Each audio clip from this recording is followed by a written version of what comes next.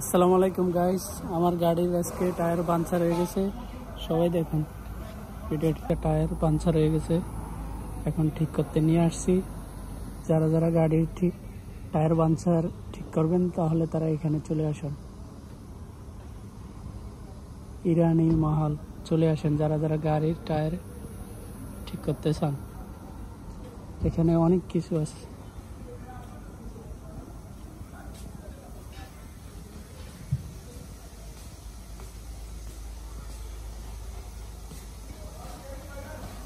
এখানে সব কিছু পাবেন ঠিক করতে, টায়ার, রিং সবকিছু বদলি করতে পারবেন। যারা যারা টায়ার বদলি করতে চান তারা সবাই এখানে চলে আসুন। আমার এক দেশি ভাই আছে, করে দিবে। না দেশি দর্শকের হিসাবে কিছু কন বলেন, মেলে চ্যানেলটা সাবস্ক্রাইব করে দেওয়ার জন্য, বেশি বেশি লাইক দেওয়ার জন্য।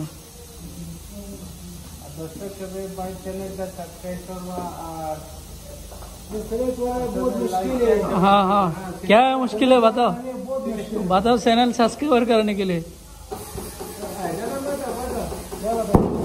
कुछ वो बताओ। मुश्किल है थोड़ा